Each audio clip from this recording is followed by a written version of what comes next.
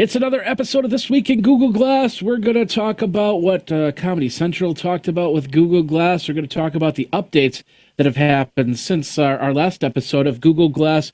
We're going to talk about patents. We're going to talk about guns in glass, and we're going to have a lot more. Jeffrey Powers here. Let's get the glass. Let's get to going. And this week in Google Glass.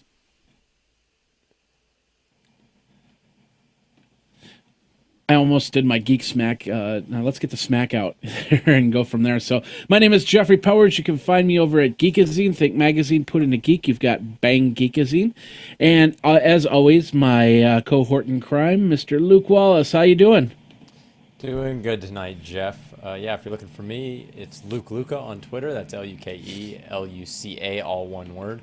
Or Luke at twig.tv. Or you can find me on Google+, google.com/plus Luke Wallace. All right, perfect. Hopefully that didn't mess things up. I forgot to open something here. So so we kind of had the abrupt week last week off. I wasn't feeling too well, and Luke was going, I want to do a show, I want to do a show, I want to choose a show. And it's like, no. And I do apologize, Luke. If it wasn't for, it was like, I was just not feeling anything on Monday, and Jennifer was over, and she was like, "What do you want to do?" And I was like, "I'm just gonna kind of fall in the bed and fall asleep and do that." And so that's what I did mostly on last Monday night. But That's good. But we won't be doing that next Monday night because Luke, you are getting ready to go to the Google I/O. So That's correct. I'm going to be going out to Google I/O next week. I've actually got a couple of days on site at Google for GDG stuff. That's for Google developer groups that Google puts on. Basically, it's kind of their development community outreach program. And so I'm one of the co-organizers of GDG Dallas now. So they're having a big summit just the 2 days before. They figure since everybody's coming into town, might as well do something there at the Google campus. So there's people coming literally from all over the world to meet up and learn about how to put on, conferences, tips and tricks, learn a little bit, kind of learn what's coming from Google, all of that good stuff. So it's going to be real interesting. So I'll be doing that next Monday night. So yeah, I wouldn't be able to make a show anyway, but I heard you were doing something as well Monday, or at least next week, right? The funny thing is when it rains, it pours. And next week I will actually be at Ford's campus in Dearborn, Michigan. But I also got invited to go to New York. I also got invited to go to Houston, Texas. And of course I said yes to Ford like a month and a half ago. So everything just seems to fall on next week. And of course it's the week before summer. So I guess it kind of makes sense that everything is falling there because they want to get it out of the way so you can have, your summer and go from there. So, because I don't have anything as of yet. I don't have anything for conferences in July. Do you have anything? Actually, yes, I do. If people want to find me in July, I'll be in Chicago for a couple of days. There's another What? another mobile and web dev con going on, and I'll be speaking there. I think it's like the 14th or 15th, maybe the 16th of July. So yeah, I have something scheduled for July, and you're shocked. Well, you are in my backyard because I live in... Madison, Wisconsin. That is correct. So, Ding, ding, ding, ding. That's only a 2.5-hour drive for me. Man, that's So that's closer than anything to Dallas. Like there's well, nothing yeah. only 2.5 hours away. Yeah. Literally. I mean, like you drive for 2.5 hours, you get nowhere. You have to go Oh, three and a half okay. to Austin. Like, yeah. Although I do have to admit, okay, last week I was in Lewisville, Texas. Last week. Louisville? Yeah. What? And you didn't stop by? Well, at least my credit card was in Louisville, Texas. So Yes, a I remember. little story, just so you guys know. I was actually the band was playing up north, about an hour north of Madison, and I got done setting up my drums, and I got a text message. Now, to preface this, all of my cards have text message alerts. So whenever I make a purchase off of my card, I will get a text message on my phone, and of course, sometimes in my Google Glass if I'm wearing it. I got done setting up my drum set, and I got off the stage, and all of a sudden my phone started buzzing, and I'm looking at the phone. It's like, I'm at and Jennifer goes, "What's going on?" I go, "I'm at a Dollar General in Louisville, Texas, and I just paid 32 some. Oh no, I just paid $64 and something cents for whatever it is." So 3 charges happened on my card before I canceled it. 2 at the Dollar General in Louisville, Texas. 1 at the Shell station on 101 something or other in Louisville, Texas. So before I could cancel the card. So. It was very interesting to see those charges happen, and of course, like I said, I called instantly and completely nixed it. So I highly encourage, if you've got any debit or credit card, if it's a Visa or MasterCard or even Discover or American Express, they all have services that will send you a text message every time you make a purchase. I highly suggest you do that, because then you don't have to carry around paper receipts. You know that the charge went through because you can see it on your phone, and if any erroneous charges go through, you get alerted. Yeah, I knew within seconds that happened. So anyway, I'm off that soapbox now. So No, it's so great. sorry. I apologize. I didn't tell you I was in Louisville, Texas.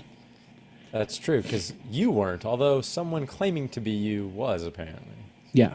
So maybe another Jeffrey Powers in Texas or something like that. So, Yeah. and the funny thing is, when it comes to breaches like that, since the Target breach, because we got these cards, we got new cards issued after the Target breach, and this was one of the new cards that was issued. After that Target breach, there's been 4 other breaches, and now I just heard on the news that Target has just had another problem with their credit card system. So yeah, we're spiraling down to death when it comes to something like that, or I don't know what's going on. But yeah, and the thing is, when they pull, and everybody's going, well, maybe it was some charge you did on the internet. Well, it's more like somebody pulled thousands of credit card numbers, and then they just put it in a pool, and my name and my card number showed up at that point in time. So it could have been something that they did 2-3 months ago, and it's my turn for the card to get used. Yeah. So Yeah. anyway, so apologize that I wasn't in Texas, but you got to tell me when you're in Chicago, buddy. I'm sure my credit card will be charged a month from now when I'm there. So. Okay. But I will be in Dallas in September. So for the podcast movement, and I highly suggest any podcaster do that and go there and do that. So anyway, that's enough about that. Any pictures or any events that you Google Glassed this last couple weeks? Yeah, if people want to look up my Google Plus page. I did something interesting this weekend, a little different. Took my glass along. There was there's a big mall out near DFW Airport, city of Grapevine, out there. They have a big mall called Grapevine Mills, and they have kind of these big stores kind of on the outside, kind of their anchors, right? One of them used to be a big arcade, but what's gone into that location recently is a aquarium, sea life aquarium, and hadn't been out there before, so we went out there with some friends, and I took some pictures through glass, took quite a bit of video. So I've got a nice album up there of this kind of mall aquarium, which is actually a lot bigger than you might think. They also have a Lego Discovery out there, and I'll have to go out and do that sometime. But yeah, neat aquarium, lots of big sharks and stingrays and things like that. So very, very cool. Yeah, I'm not seeing the photos there. Yeah, I posted them up a couple of days ago, so you might have to look at my albums. I'm not sure best way to do that, but Yeah, the funny thing is, photos act so. I even look at my own photos, and I try to pull up the photos that I just took, because what I'll do is, like for instance, I was taking pictures of my new camera rig, And what I'll do is I'll take a picture and then I'll go over to the computer and then go up on photos and try and pull the photo from there so I can put it up on social networks. And I've been having a hard time figuring out how photos really work when it comes to that, because it was all over the place. It's ridiculous. So maybe that's one of those things that you find the people that do the photo stuff for Google and say, hey, get that fixed a little bit.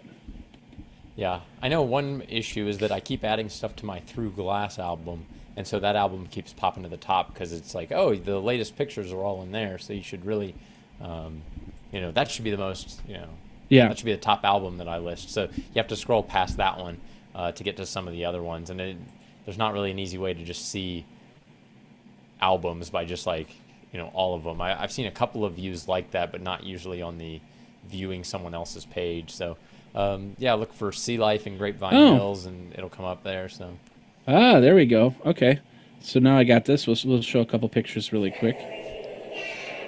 That sounds like the aquarium, right? Sounds like you're underwater, kind of. Bloop, bloop, bloop, bloop, bloop, bloop, bloop. Yeah. So this is a room that goes all the way around, and they have basically a tank that goes all the way around the room, and they have a little door that kind of comes in under and goes out under. So it's the gift shop there. Another video here. You like the videos. Oh, the fishies. Yes, this is fishies swimming in a circle. Okay. Kind of pretty relaxing. Oh, there's the wraparound aquarium. So there's the wraparound room. Mm-hmm. Very nice. I mean, they had some big tanks with, big things in it. It wasn't just like, the wall of fish at Walmart or something, right? Where, it's all all these little fish. They had some really nice setups there. So, gotta say, it was more impressive than I thought it would be. That's a cool aquarium right there. Yeah, big open, Yeah. 30 feet across, or maybe not that big, like 20 feet across. Oh, you'd be surprised. They probably are 30 feet across. Yeah, they were big. So. It was a pretty big. And they had lots of different tanks and stuff. So yeah, real interesting. Okay. But yeah, that's you cool. can experience what it's like by looking at that album because it was underwater. Yeah. I don't know if I had any. Without getting exactly. I don't know if I had any photos this week. Like I said, I took some pictures of my camera rig, and then we go to the farmers market every Saturday, and they had cow days the week before last. So, and that's when Google Stories started coming up, and it says. Trip to Wisconsin Dells, and it has nothing to do with Wisconsin Dells because everything was in Madison. So I took a couple pictures there, but it's not that important. They weren't really big pictures. So, but good times in Madison, Wisconsin, with dairy products and stuff like that. So, but anyway, let's talk about some news. How's that? Sounds great. Would you like to do that? Yeah. Okay, cool. Then we'll do that. We're gonna start over. Let's do that. Let's just do that. We were going to start over at 1. We're going to go over to Glass Almanac because apparently, 18.1. Although I said 8.1 on the in the show notes, 18.1. I was thinking Windows for some reason. 18.1 is out, and then apparently today they released 18.11, which had some minor bug fixes. But we haven't talked about, it was 17.3, and we haven't talked about 18.1. So, Luke, why don't you give us the rundown on what happened in the last few iterations since 17.2? Well, there's actually been a lot of neat stuff that's been added. So I'm going to go through the list that is on here. So, I'll go through a couple other things that were in 17.3 I noticed. They added in support for a new experimental feature, which means it could go away at any moment. It was a glanceable way to trigger your glass. So usually what has happened until now is you hear this little chime saying you've got a notification, and what you have to do is either tap the side or tilt your head back and wake up glass. What they've added is this experimental feature that uses something that not a lot of people know about. There's this little sensor kind of on the inside corner. You can maybe see it there, just that little black kind of oval. Line thing, yeah. Yeah, a little kind of line behind the frames there. And it's some sort of sensor. They haven't said exactly how it works, but it lets you like it detects the wink. So they added a wink to take a picture feature several updates ago. In this one, though, the idea is if you just glance up at glass when a notification comes in, that will wake it up and turn it on. I've tried it out. It works okay for me. I don't know if my prescription lenses cause any sort of issue there because the sensor is on the other side of the glass, and so I don't know if if any reflections mess that up. I'm not really sure. I would guess that it has some impact on it, but I don't know. Yeah. Does that Well, work for you? well, I set it up, and I did set it up with the frames on, so it does see through the frames, but yeah, I haven't really. Well, let's be brutally honest. I haven't worn my glass in almost a week now. So, you're not laughing. Why aren't you laughing? No, I mean Okay. that's fine. I mean it's not something that you necessarily have to wear all the time. Yeah. Well, yeah, but for me, I was in. Well, actually, I did go downtown on Wednesday, and of course, I went to a bunch of talked to a bunch of startups. So actually, I did wear glass that day, but when I'm around the house, and now when I'm shooting other videos, it's like, do I wear, especially when I'm talking about competitors, do I wear my pair of Google Glass while I'm doing those videos, or do I move on? Does it make sense to have it in there? And so, for the most part, whenever I'm at home, I'm pretty much don't have the Google Glass on, unless I'm doing something like working on some new thing. I just got a invitation to send pictures to somebody who's putting all the pictures together. I don't know if you've seen that or not, Luke.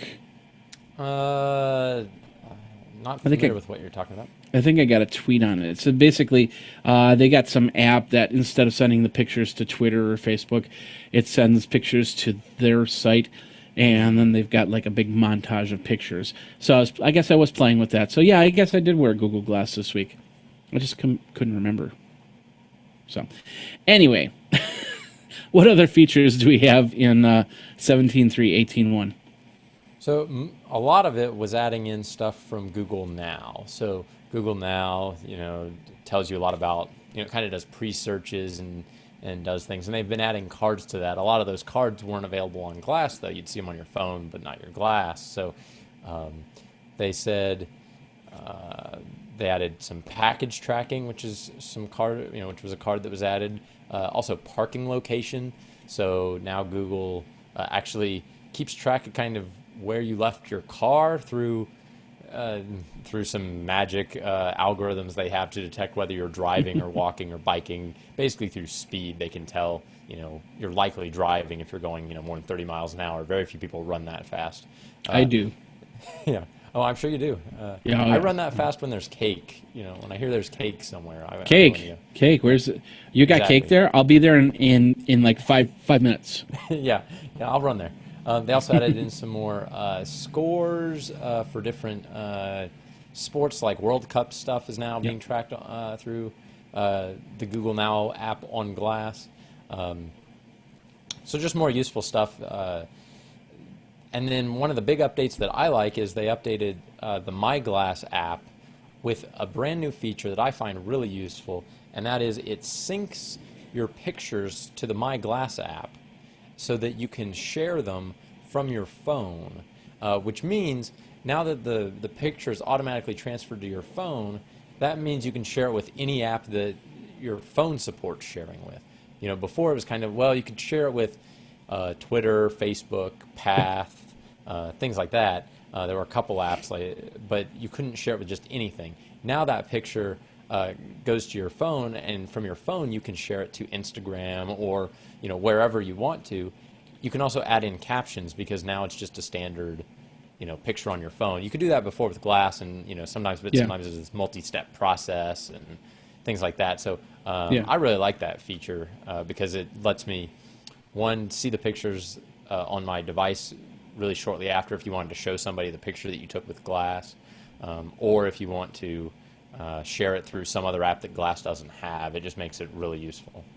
They had there was an app that I used. It was called Glass to Phone, and basically it would show up like in my, next to Twitter and Facebook, when I did the share thing, and just said glass to phone, and then it would send that straight to the phone. So I'm glad that Google has added that, but whoever wrote the glass to phone app is pretty much out of their app, so that kind of sucks there. But that's the problem with innovation, is everybody says, hey, it's a great idea if we make it, and if they don't know about yours, they'll make it themselves, and then it could push you out of a market there.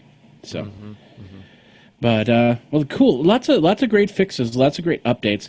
So 11.8 or 18.11 or 11.18 or 186753009. All those, yeah. One of those numbers is that's the current update. Now, I don't know. Like I said, well, I haven't really used these during the weekend, but have you seen? In these 3 iterations, have you seen any problems or any fixes with battery issues that everybody's been talking about in the last, I think it was 17.1, 16, and 15? Yeah, for me it was about XE16, I think, where I started seeing battery issues, and thus far I haven't seen any real improvements on my glass. I've seen it randomly reboot occasionally. I did another factory reset last night just because I had some pictures on there that weren't auto backing up, and so I've had some issues with it. So I really keep telling myself I'm going to call them, but actually, since I'm going out there next week, maybe I'll just do it in person and I'll just see what they say. Okay.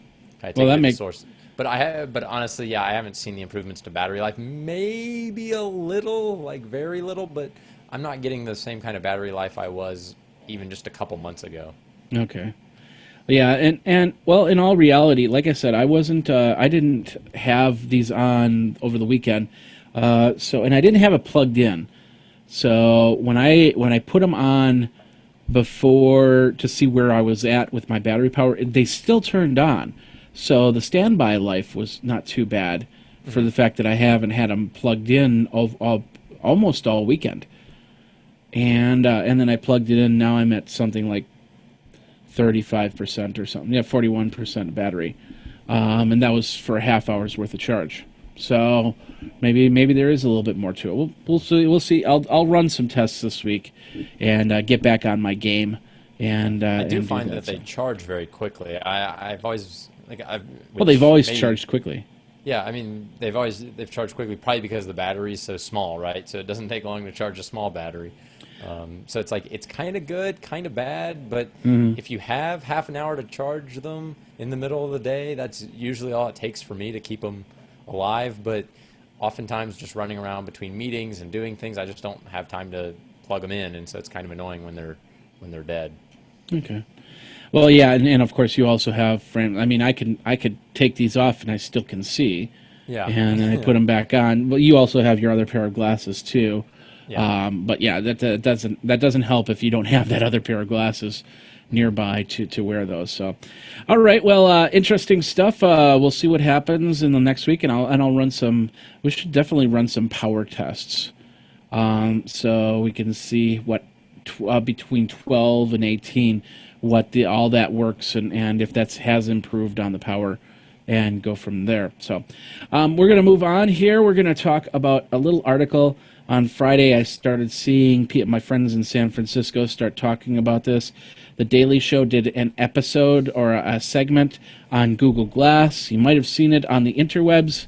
You might not have seen it, but basically they got together all the Google Glass Explorers that have had a problem with their Google Glass, a physical problem with their Google Glass, whether they were given speeding tickets or beaten up at bars or something like that. And they got all those people together, and they kind of mocked those people, and they turned around, and of course, in the Daily Show fashion, they completely mocked Google Glass. And towards the end of it, the guy, Nick Carr, I believe is his name, a very popular San Francisco person, he made a mock-up I don't have a picture here. He made a mock-up pair of Google Glass with an old disposable 35 millimeter camera up here, and then his phone was sitting right here to do the recording and stuff like that. I found that funny, but overall the segment I personally did not find funny. I thought it was I really thought it was poorly written. I'm not saying that they shouldn't have mocked Google Glass and anything. It's just the way that they did it is like it just I like thinking man's comedy, and that was just a guy that wasn't listening to what people are saying, and then says stupid stuff in between. And that's not my type of comedy. I hate that type of comedy, actually. And I really wish that they could have brought somebody that made a really in-depth article and spoofed it out like an Onion article would have been, and just had a lot of fun. I thought this video was horrible, and of course the people that were sitting there, they agreed to do that, but in the end they look like dorks when it comes down to it. I mean, you liked it, didn't you, Luke? I thought it was pretty funny.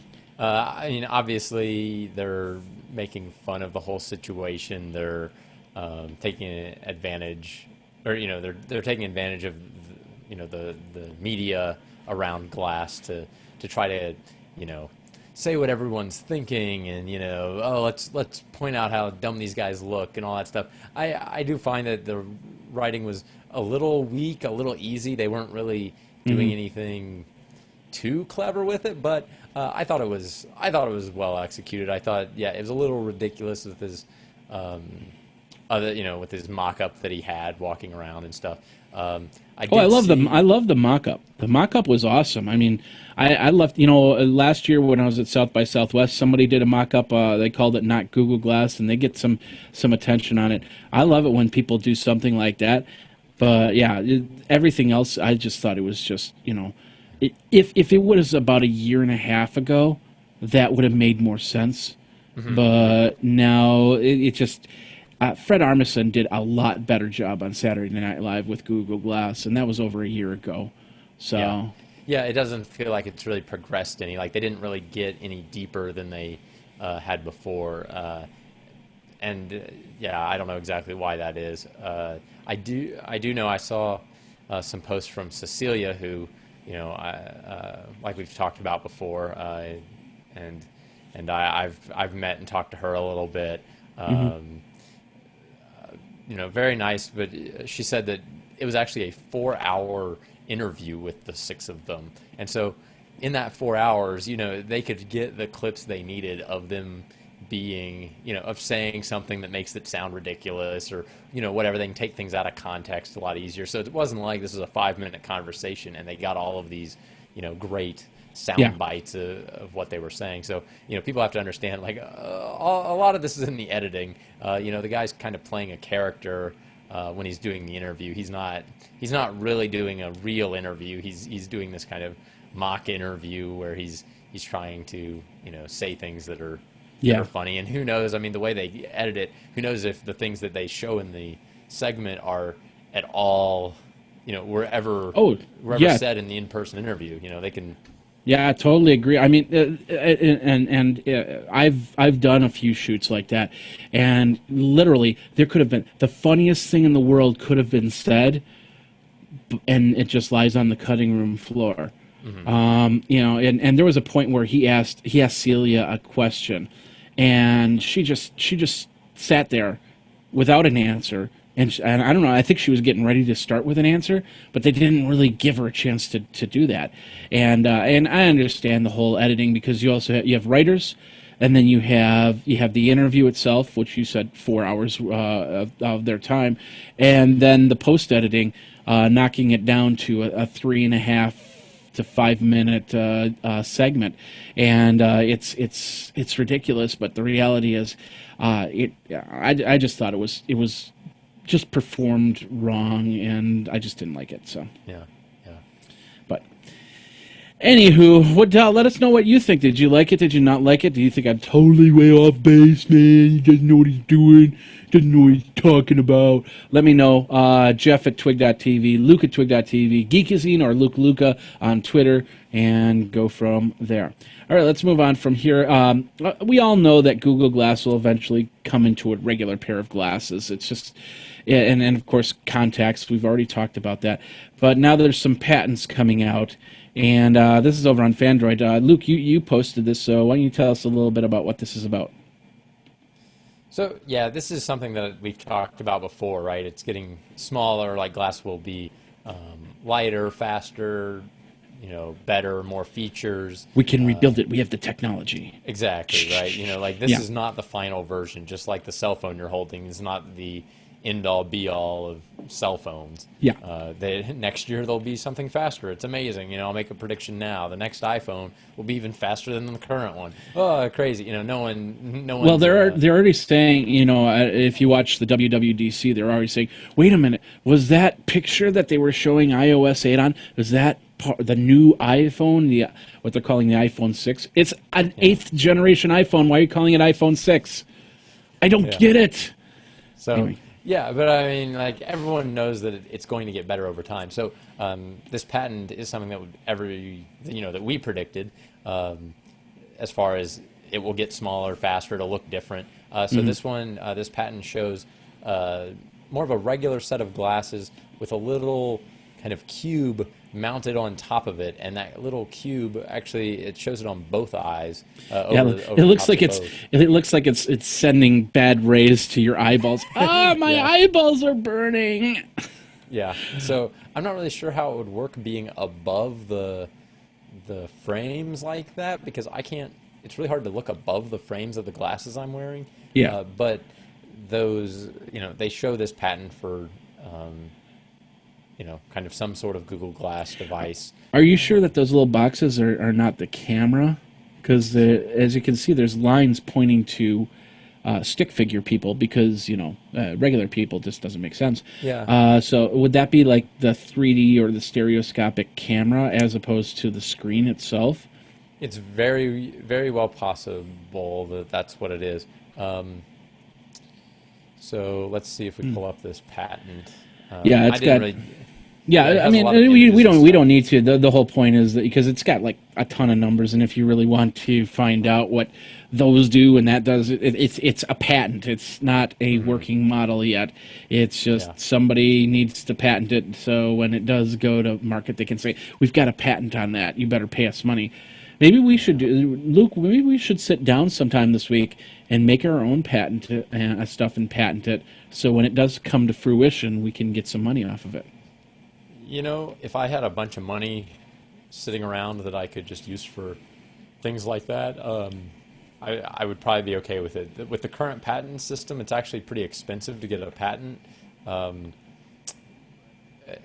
At least I don't know if there's any way to patent stuff. I assume you can do it without a lawyer, that you can somehow do it yourself, but I'm not really sure what all is involved in that. So, yeah, I don't know. I know it can be an expensive and lengthy process, but yeah, some of these patents you're like, well, that's not exactly hard to come up with, but our current patent system almost rewards that idea of just patent everything and figure it out later. We talked about that, right? Yeah. You put a camera on it, patent that. It's like, well, anyone could put a camera on something, so. Take a shotgun and figure out the bodies later. It's like Ray Kurzweil, the first camera photo in day and tech history. First camera photo was back in 1981, was it? That it just last week it just happened, or in the cycle. And what he did was he took or maybe it was 91. He took a camera. And he basically soldered the phone into it, hooked it up to the phone. He didn't have the optic at that point. He just took a camera and put it into a phone somehow. I don't know if he soldered the connections or whatnot. And then next thing you know, he sent off the signal to everybody on his 2G system. And they probably got some sort of two postural color picture of some baby. But or of his baby. His baby. So that's what people do is they'll hodgepodge something together and go from there. It's interesting because with this patent, as you can see, you have other patents that you have to worry about, and in this case, there's got to be a patent somewhere out there already on a pair of glasses, and if whatever you do, you're going to have to pay whoever owns that patent for the pair of frames to begin with, so you can make Google Glass. So it's a mess and interesting stuff. We'll see how that works if they'll actually if this actually comes to fruition, or if they'll make another patent and go from there. So let's move on. Speaking of frames and stuff like that, Google Glass has announced a couple weeks ago. They announced the new DVF made for glass collection, which is it's kind of like these, except that they kind of hide the frames a little bit more. And they talked about them in the over at plus.google.com, their Google Plus page. They have a lot of better frames, some more stylish frames when it comes to hooking up glass to it, and then of course carryover frames or attachable frames to the regular wire, the Google Glass, like the pair I'm wearing, not the pair you're wearing, Luke. So are you they're looking? Are you planning to get any of these new DVF frames? Are you going to try them out, or do you think they'll have them at Google I/O next week? Ooh, that's a good question. I hadn't thought about them actually having some of these at Google I/O for people to try out. That would be pretty cool. I might try them on, get a couple of pictures just so people can see how they look. I don't see why I would buy these frames over the ones I'm wearing, just because it's more cost. I gotta then buy the lenses for those again. It's like, yeah, I need to. I can't buy that many pairs of glasses. Why not? I have 52 pairs of glasses sitting in my house. I don't wear a single pair of them, but I have 52 pairs, one for each week if I wanted to. Not really. Yeah, I try not to buy more than about a pair a year. So okay. That'd be, I'm above my quota. So. Well, this is work as opposed to play, where you actually need to see. So yeah. those are tax deductible. No, they're not. Well, so yes, technically, they're not tax deductible, but I can purchase them with an HSA, or I got probably an FSA, so you can actually use pre-tax money. So you can use money that hasn't been taxed. Okay. So in that regard, they're somewhat tax-free. You probably still have to pay some taxes on it. You still have to pay sales tax. There's stuff, and they're not cheap. It's not like they're $20, and I just maybe if they were $20, I'd go buy a pair. But when they're in the hundreds of dollars, several hundreds of dollars, and then the lenses are several $100s. Like, yeah, it adds up, and a little bit more than an impulse purchase. Well, now, and I'm kind of glad they're doing this. Now, if you buy a pair of Google Glass, they give you at least last time I checked that you can choose between getting something like these or an actual set of frames. So that's a $225 savings right there. So it'll be interesting to see how that progresses. But so technically, Google has found a way to bump down the price to $2,275 technically, and then give you the accessories for free out of the whole thing. So interesting stuff. We'll see how the frames go. I'll definitely, if you do get a chance to wear those frames, take a lot of pictures, and then we'll show them off on the week after, when we all get back from our respected trips, and go from there. So absolutely. Now, next up, we're going to talk about a company. And I've actually talked to these guys at CES for the last couple of years. They're called Tracking Point Labs, and they've been making devices to actually go on more powerful guns and we got to hold this gun that they've got in this picture here, and now they've got a pair of Google Glass. Or a Glass app. They don't have a pair of Google Glass. They have a Glass app that allows for them to actually watch their targets without having to be in front of the scope. And so what that means is, and I'll scroll down here a little bit, what that means is you could actually be hiding behind the windowsill, not being exposed to anybody, the gun pointing out the window, seeing your target, aiming at your target, and making the point, and then taking the shot without having to look straight at the gun. And that can also mean putting that gun onto a stabilizer and a remote turret, and basically be in a safe place, turning the gun, shooting the gun, and going from there. Interesting stuff. I'm very excited to see how they do this, and I'm going to be talking to these guys in the next couple weeks, and I definitely will try and find out a little bit more about that. But Luke, how much are you a big gun enthusiast at all, or? So you shot your first gun a few weeks ago, right? Exactly. Longtime fans of the show may remember it was just a few weeks ago that I went out shooting for the first time. Which is almost sacrilege in Texas to wait till you're this old to shoot a gun. But I did go out. I did shoot a couple of things, and I could definitely see how something like this could be useful. Not so much for recreational sport, applications, but something like military applications. I do have a few friends that have been in the military, and they've talked about this exact kind of concept. Mm-hmm.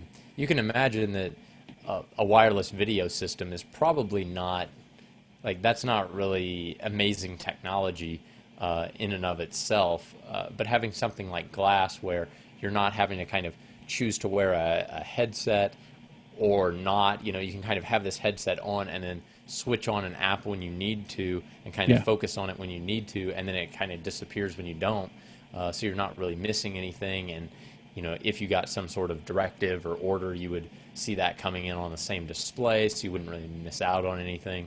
There's a lot of interesting things that we've talked about before, how glass isn't necessarily new technology, but it's definitely bringing the price point down. It's making it easier to integrate with. It runs a standard operating system. It's not it's not running some sort of custom OS that you'd have to figure out how to use. It's running Android, so there's lots of people that know how to develop for it. There's all these benefits that are kind of outside of the, well, it does this thing that's never been done before. It's not really that it's doing something that's never been done. It's doing something on a platform that's a lot easier to develop on at a price that's a lot lower. Because military equipment, I can guarantee you, they're not, if they could find a heads-up display for $1,500, they would be buying them, just over and over again.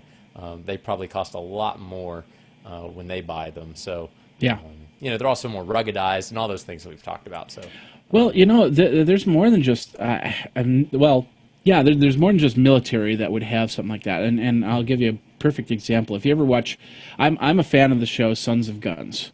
Which is one of those reality TV shows about a gunsmith in Louisiana, and they just had an episode a few weeks ago where they had an all-terrain vehicle in the water, and they had the guns on an actual a turret behind them, and the guy was doing a remote control in the front seat to attack either long range or short range, and go because I think that was for a police department, if I remember correctly. And just think about it, because they were looking down and they had they had the remote control with a little TV in there, or a little monitor in there, and then of course the little block screen, so the sun, they could see the actual screen. But imagine if they didn't have to do that. Imagine if they could look forward and see that and say, okay, and do this and go, okay, I'm going to turn, okay, I think we're good. And then of course the stabilizer's on the back, so if they're bouncing around, at least the stabilizer's keeping them good. And the guy's going, I'm perfect, and he winks, and then instead of taking a picture, he just took a shot. Yeah, he takes a Imagine, shot, imagine that but happening. not, yeah, not a picture shot. Yeah. Well, you could take a picture and a shot. Maybe the gun has a camera on it and take a picture. It's possible, but Oh yeah, I can take a picture. Yeah, yeah. yeah, definitely. It's a lot of interesting stuff. Or even rewire the button up here, so he could be like this, and all he has to do is go like this and push down on the button and take a shot. That's a possibility. But instead of looking down, because this is mostly for like riot patrol and stuff like that. And sometimes they'll have a live ammunition gun on the back. Sometimes they'll have, pellets to stop rioters. So he could actually be viewing his environment instead of looking down at a screen, because you never know if somebody walks up with a gun. You want to be at that point where you're ready for anything. So if you're looking forward and you're seeing in your optics how to aim that gun, that's actually an advantage for him. So, I don't know, something to think about. But of course, a long way out as to using this. And you remember 5 years ago the big thing was the wraparound gun, where the gun would be at an angle so you could be fully protected. Now you don't have to worry about that. All I have to do is kind of like hold the gun like this on the windowsill and go, okay, here we go, up a little bit, down. Okay, here we go, boom, just like that. No. So, interesting stuff. All right, let's move on from there. A few weeks ago, we talked about Virgin America and how they were using Google Glass and smartphones, so it was tablets like iPads, to work on their customer service experience. Now, this their trial run is done, and Luke, you have the update on that. Why don't you go ahead and talk about that? Yeah. So, Virgin announced a 6-week trial of using Google Glass with a lot of their professionals, a lot of their employees, for helping with their upper class passengers. So these are kind of the highest of the high end, Yeah. Virgin, The customers. the Virgin Virgins. Yeah. No. No? They've been around the block on Virgin quite a bit. Oh, okay. So The not so Virgin Virgins. yeah, so the people that fly Virgin all the time, really their most valued passengers. They've been doing this experiment where I guess the information was loaded, for these passengers, probably from the internet, so they could see, this upper class, frequent flyer is coming. Be ready for them. Here's their name. Here's their info. Here's where they're going. So you don't even have to ask them those kind of questions. And basically, Virgin finished that 6-week trial and said it was successful. They thought it worked out well. I guess the employees liked it. The customers liked it. So they said that basically it was successful. So that probably means it's going to continue for a while, or they'll be looking for ways to enhance it, improve it, maybe even bring it down so that it's used by more people, or it's used for more passengers than just those upper class ones. Yeah. I'm sure that helped limit how many people they had to interact with. But I think that's good. It shows that if people are willing to put the time into it and really try to figure out how it fits into their business, they're finding success. Well, I find success in wearing my Google Glass a lot of the time, when especially when it comes to customer service. Looking away from the customer is always the bad idea. And with Google Glass, you could actually you don't have to look away at the customer. When you get a message, it's literally like that. And I don't know if I could zoom in, you could see my eyes, but basically, and it happened to me while you were talking. I actually had a phone call come through my glass, and I was like, oh, okay. And I swiped down, and that was it. And you probably not even noticed that happened. So a text message could come through. I'll just make a fake one here. So this is one of Luke that just did, so I could go, okay, and then go right back at looking at you instead of looking at this, even though you see that this optic is on, but I'm still looking at you, and even if I'm looking up here, you barely notice that I'm looking at you, as opposed to a tablet where I'm like this, And they say, a lot of people say that when it comes to customer service, when you do this, or I'm doing this, like I'm looking at my computer screen, that's a closed position. And if I'm looking at you and all of a sudden a text message comes in like this, and I look up like that, I'm not taking my eye away from the ball. I'm still open. I'm not in a closed stance.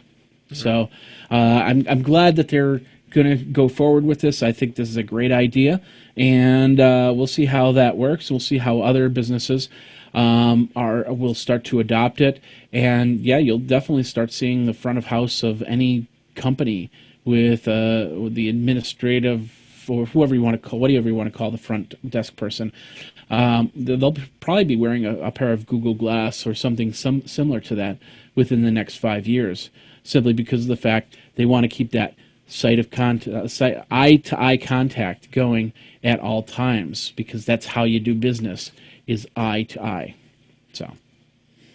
Yeah, I echo that. That there have been many times I've been having conversations with people, and something comes in on my glass, and I check it really quick, and I even mention it to people sometimes of like, yeah, I just checked a text message, and they'll be like, really? I didn't even notice that. And it's like, to me, it feels like it's kind of obvious because I'm looking up and reading it and, kind of quickly scanning it and seeing, oh, it's my wife saying, oh, it sounds good, see you soon. And like, and then, so it's like, it didn't take me very long to process that. And I didn't miss any part of the conversation that I was having with the person. And I kind of just processed both really quickly. And, I wouldn't want to read an email on it while I'm talking to somebody or something like that, but I could quickly see the subject and who it's from and be like, okay, I need to check that when I'm done here. But I'm surprised. Yeah, a lot of people don't even notice that. Now, well, like I said, it's all about the customer service experience, and especially right now when we're talking into cameras. We're not talking face to face or anything like that.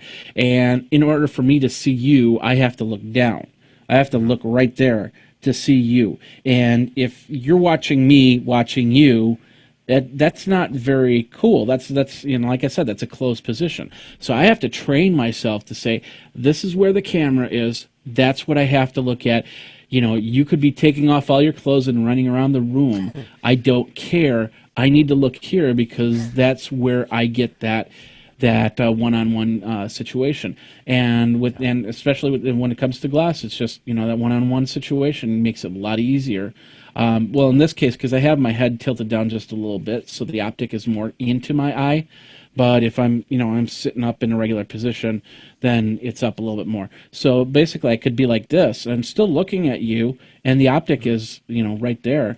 And if a message comes through, I'm still looking at you, similar to what our